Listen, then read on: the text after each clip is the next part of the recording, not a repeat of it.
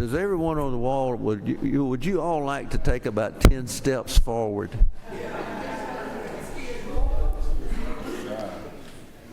A little bit more. There you go, right there. I don't like to have 10 seconds wasted in between just for you walking up. Whew. Must have the TVs on. That light is, no, that's the sun coming through there. Okay. All right, let's see. Chairman Hawkins, would you open us with prayer, please? Yes, sir. Please bow your heads. God, bring us to this place with open hearts and open minds. Help us make the decisions that are best for the people of the state of Georgia. Please guide us through our lives with our families and all around us. We ask for your blessings in your Son's name. Amen. Thank you, sir. Okay. Looks like activities are increasing. We had 20 House bills passed yesterday. And there's 9 committee meetings this afternoon. So that means 20, probably another 20 out. My question is, what have you been doing for the first part of the year? Studying, okay. Getting those bills right. Okay. Maybe I should ask you to pray. And ask for forgiveness. Mr. Yoder, give us your bill number. All right. Thank you, Mr. Chairman. It's House Bill 204, and this bill creates a municipal court clerks council.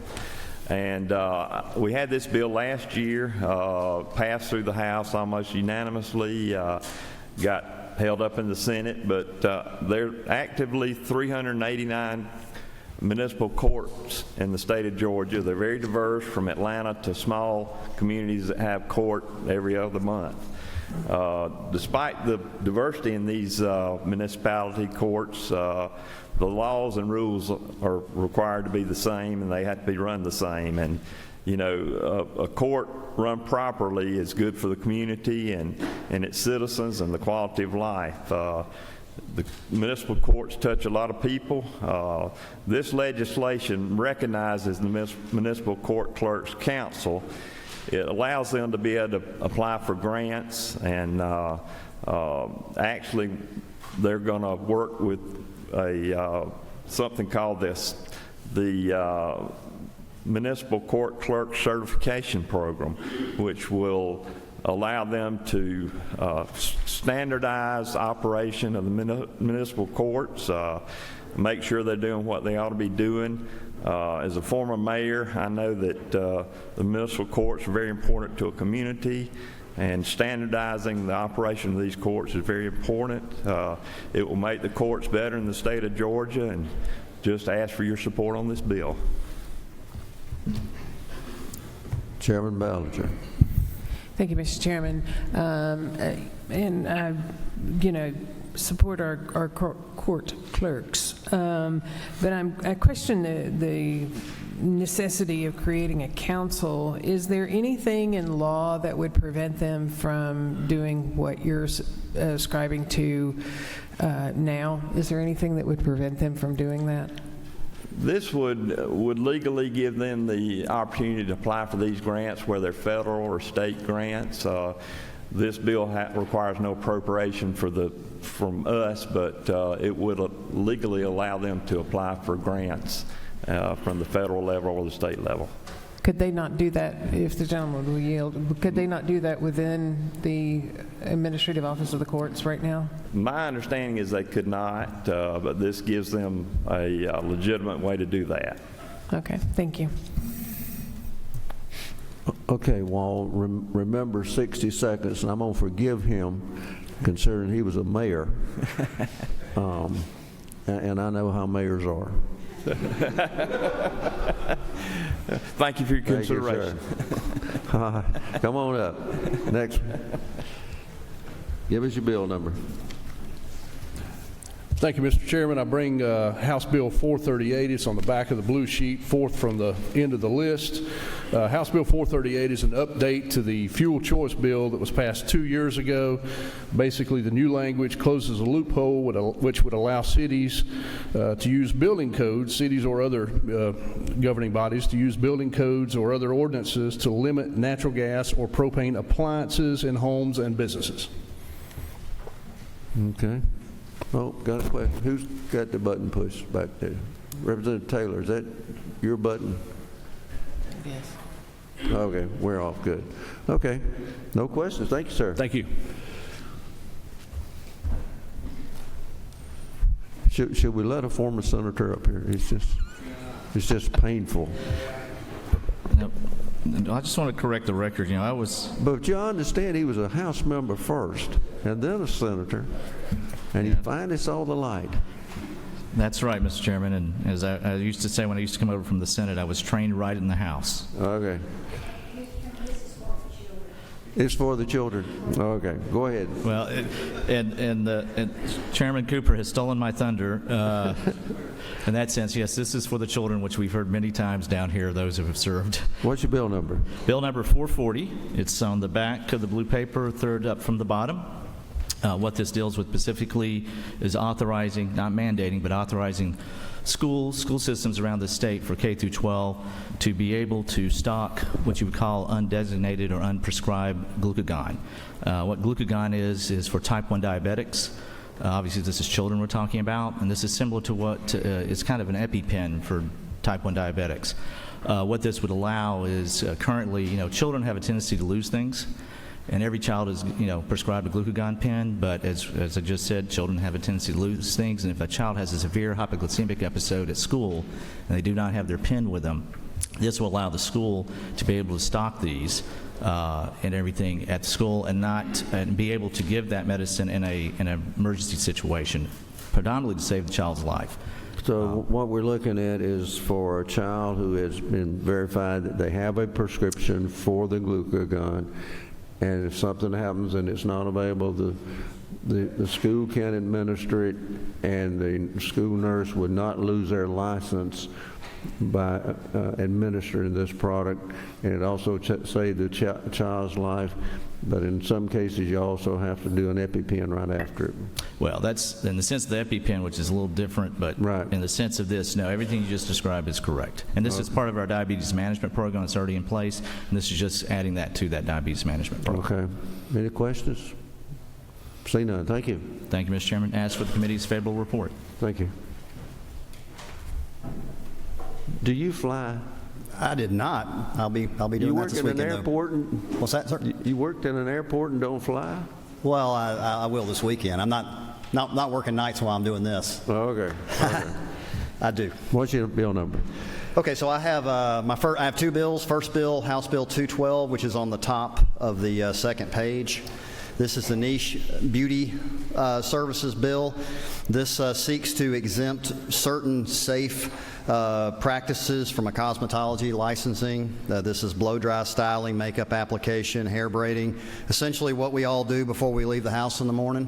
This will facilitate entrepreneurs to make it easier for people to make money. And to do this, they will have to have a health and safety class that the cosmetologists already take. They'll have to take that as well. Okay. All right. What's your next bill? House Bill 254, this deals with legal organs. This is a three-part bill. The first section changes how we designate legal organs. This is primarily directed towards rural Georgia, who may lose a legal organ and not have one that qualifies to replace it. It seeks to solve that. Section 2 addresses the rates. The rates haven't been increased for these legal advertisements since 1996, so we're going to give them a little help with that. And then Section 3 is kind of an escape hatch, I would say. If you publish your notice in the legal organ and then it fails to run like it's supposed to, then it provides a mechanism to put that online and continue with the process, whatever that is that was underway.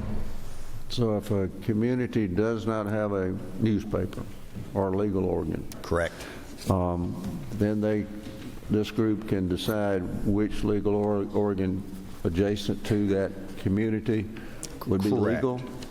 So, and there's a handful of officers in the count on the local level that determine who the legal organ is, and that paper has to meet qualifications to have that designation. So we've given that same group of people the authority to designate a paper that doesn't meet those qualifications in the event there isn't one that does. Okay, hypothetical, and it may be true. What if you have a county and it's surrounded by counties that don't have papers?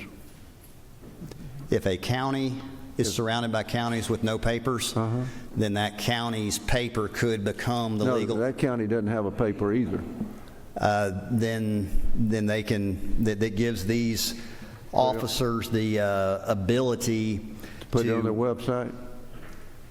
they have to designate a legal organ. They have to pick the one that they feel best serves Okay. their community.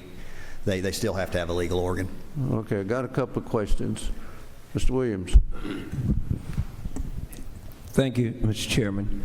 On 254, I can appreciate the scarcity. Long County uses Liberty County's legal organ now, but the chairman raises a very valid point. Now, on 212, is it not true that the Cosmetology Board opposes this bill? It is true that they do. They want to keep these industries under their control and have licensed cosmetologists only be able to do these. Now, they can do these as employees, but they can't become entrepreneurs without that license. That's essentially the line they draw. Representative Hughley? Thank you, Mr. Chairman. My question was on HB 212 as well. To the author, I'm sure you've never had your hair braided, but do you realize that hair braiding sometimes can cause permanent hair loss, and that may be a cause that the cosmetologists have some concerns? Well, knowing what I know about biology, I don't think that braiding someone's hair can cause permanent hair loss. It can. Trust me. Okay, that's, all right. Okay, well, I don't see any more questions. Thank you, sir. Thank you. Yes, sir. What's your bill number? Thank you, Mr. Chairman and Committee. I have House Bill 43 for you. It's on the first page of the blue sheet, second under modified structured rule. This regards our Council on American Indian Concerns. This was a bill that passed unanimously. We passed it unanimously out of the House last year and just ran out of time in the Senate, a common enough story.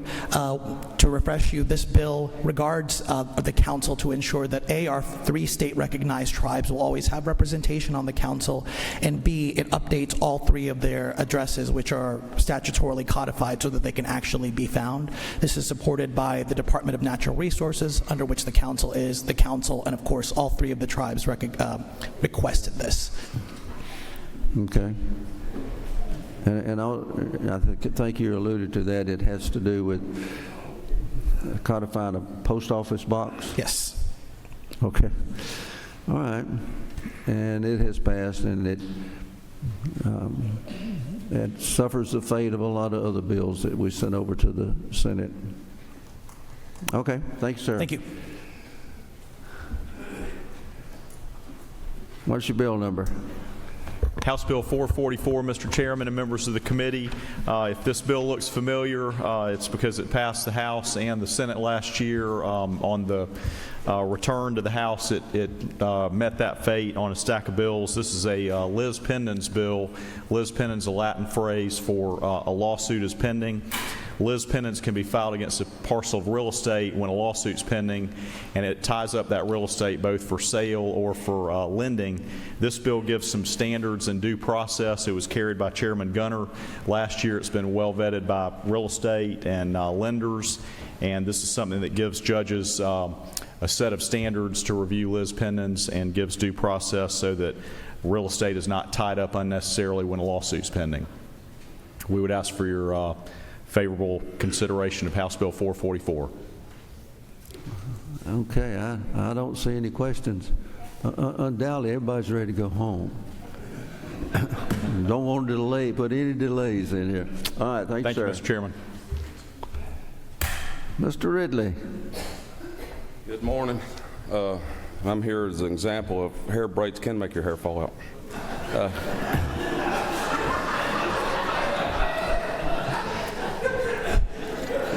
The gentlewoman does what she speaks.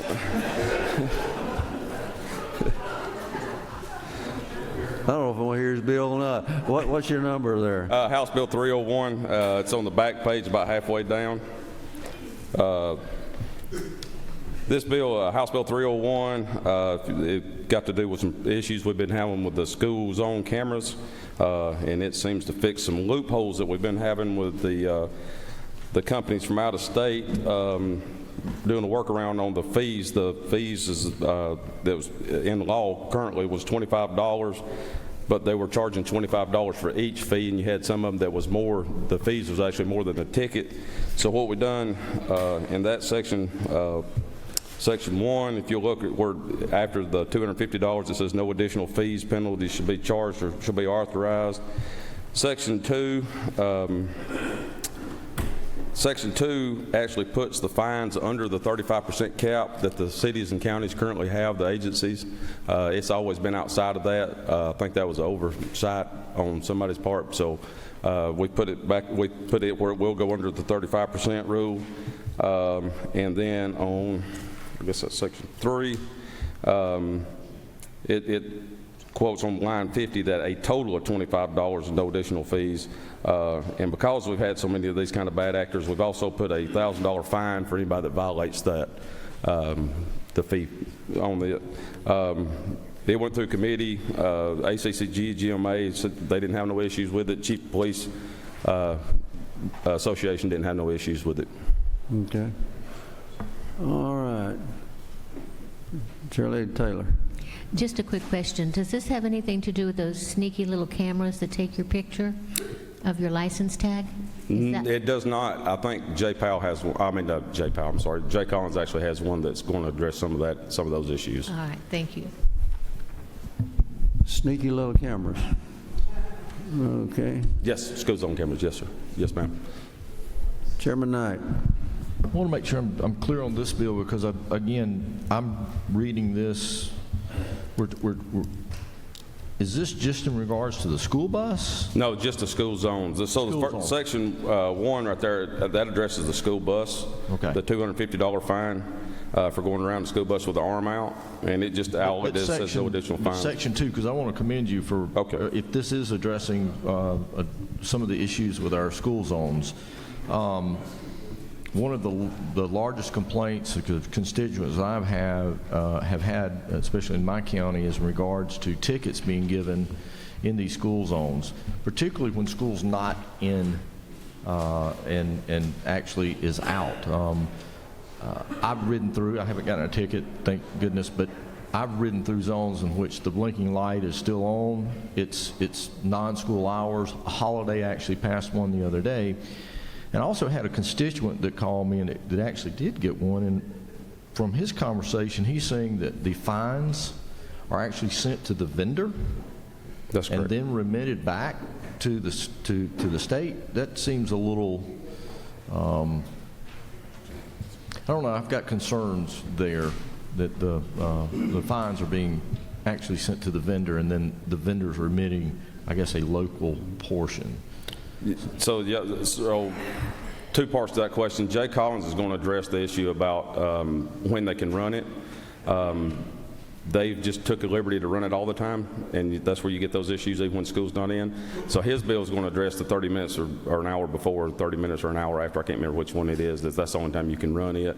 As far as going back to the vendor, that's where the issue's been.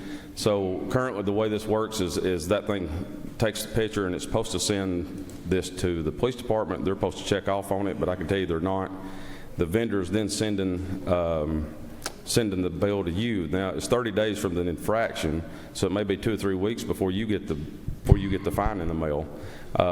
Then you have really no recourse because you can't get a court date by the time that 30 days runs out, I think Cherokee County had 300 and something people that got tickets from 6 to 8 at night. They said they malfunctioned. License got suspended. I talked to the judge up there. He said it was a big, huge mess. So mine's always going to do is fix that they can't charge more than the $25 fee, and that the fines actually goes under the county's 35% cap on the tickets and fines that they can charge part of their annual, I guess their annual budget. But Jay's is going to fix the one that Chairman Collins has got going to address some more of those issues that you're talking about. Well, I thank you for bringing this. Obviously, a big issue. It is. We need to revisit and look at this some more because apparently this is very much out of control. Yes, sir. I agree with you 100%. Mr. Williamson. Thank you, Mr. Chairman. I'd to commend the author of the bill. My question is, do these cameras also, do they have the ability, these speed zone cameras, do any of them have the ability to check tags for insurance compliance and expired tags? So what I'm understanding from that is those are called the flock cameras, and those, from what I understand, these don't have anything to do with it. That's a separate camera that's been put up, and I know many of you've talked about an issue over there that where it's not in code, that they're not even legal to do it, but they're saying, well, you didn't say I couldn't either. So I think that will still address this fine issue. If they do use any kind of camera like that out of compliance, then it's a $1,000 fine. Thank you for your work on this good bill. Chairman Stevens. Just out of curiosity, who checks the cameras for standardization, just like we do with State Patrol with their? It's another great question. So the state troopers are your local that has these. They got to be certified. The officers have to be certified to run the speed camera. They have to calibrate them every morning. They're saying that these are self-calibrated. And I requested from Post and got the approved lasers that they can use. Went to the camera companies and asked them, hey, I need a list of what lasers y'all are using to make sure they're on an approved list. Every one of them said they'd get back to me, and that was in January, and I still haven't got one single one that's told me what laser they're using inside there. Follow-up question, Mr. Chairman? Yes, sir. On Section A there, I guess this doesn't address at all those school buses that ride down the road with their stop sign out taking pictures? So Section 1 does, where it's got that $250 fine in there. That's going to stay the same. The only thing it's doing there is just saying that it's no additional fees that they can charge after the fine. All right. I don't see any more questions. Thank you, sir. All right. Thank y'all. Oh, hold on a second. Okay, we're good. All right. Mr. Hawkins, I think you have House Bill 122. Thank you, Mr. Chairman. House Bill 122 is the same bill we had last year, 1008. What this does, it modernizes the ABLE legislation that this body passed a number of years ago.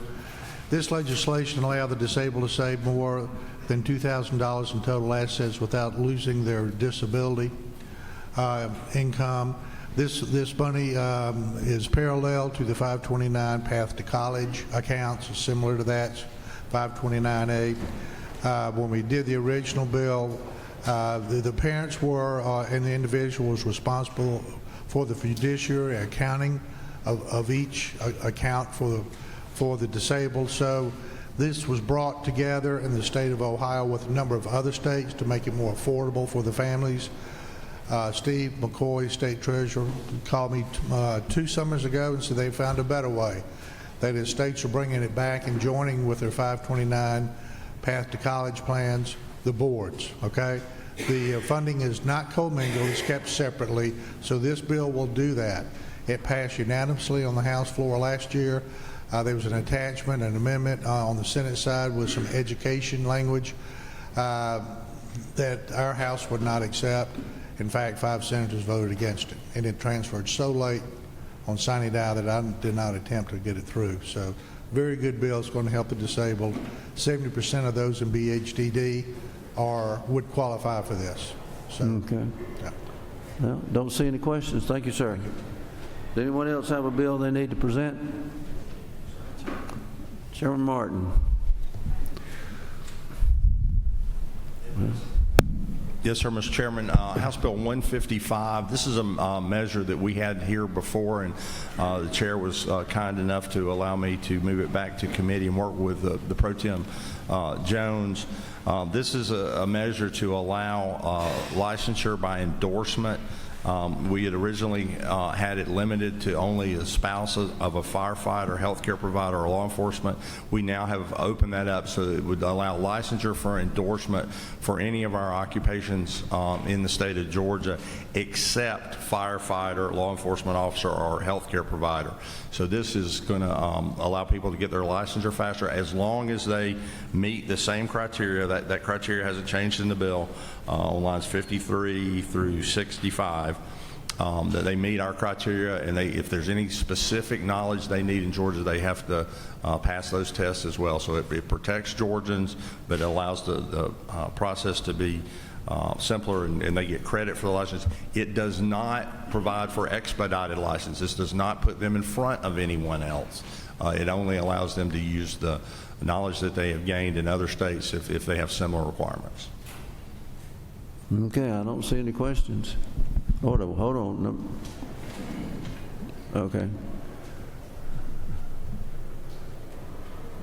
Chairman Carson, you have a... Okay. Push your button. Go ahead. Thank you, Mr. Chairman. Looking at first page under modified structured rule, House Bill 30, what this does, all this does is establish a definition of anti-Semitism in our state code. This passed out of House Judiciary Committee earlier this week. This is a definition that's internationally adopted by the International Holocaust Remembrance Alliance, adopted by 6 states by statute, 22 by resolution, 3 departments of the U.S. government, and about 1,100 governmental and non-governmental entities all around the world. Okay. Okay, don't see any questions. Ms. Cooper, do you have a question? Or okay, you're on. Thank you, Mr. Chairman. I would like to ask for House Resolution 95. It's the bottom of the modified open rule. It's for hypertrophic cardiomyopathy. It's a really bad type of cardiac disease, and it's to make the Awareness Day of that on the 4th Wednesday of February. What is... Pardon? Tell everyone what that cardiomyopathy is. Well, it's when you start to get the hardening of different vessels in your heart. The vessels are the heart muscle. Yes, not the heart muscle necessarily. It's the arteries. Okay. That then supply the blood and can cause circulation problems. Okay. Anyone have a question for the lady? Okay. Thank you, ma'am. All right, Mr. Williams. I don't have a question. I do appreciate the pronunciation. I was trying to work on it, but at the proper time, I'd like to put my name by a bill. Well, right now is the proper time. Go ahead. Thank you, Mr. Chairman. I'd like to put my name beside House Bill 32. 32. Okay.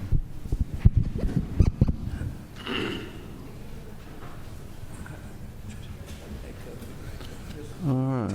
Okay. Well, anybody else got anything good for the order? All right, I don't see anything, so I guess now it's the time to set the calendar for day 24, which is Monday, the February 27th. All right, under modified open, House Bill 237. Do I hear a move? Yeah, move. It's on. Under modified structure. Modified structure. House Bill 122, do I hear a move? It's on. House Bill 147, do I hear a move? It's on. House Bill 220, do I hear a move? It's on. House Bill 254, do I hear a move? It's on. House Bill 268, do I hear a move? It's on. House Bill 440, do I hear a move? It's on. House Bill 444, it's on. House Bill 480, do I hear a move? Okay, that'll be the calendar for Monday. Let's run through them again. Under modified open, 237. Under modified structure, 122, 147, 220-254-268, 440-444, and 480. Now, just a little bit of information. As I put these things on the counter, if there is any opposition, don't be afraid to let me know, and then we'll vote on it. So, all right, meeting's adjourned. I'll see you on Monday morning at 9 o'clock.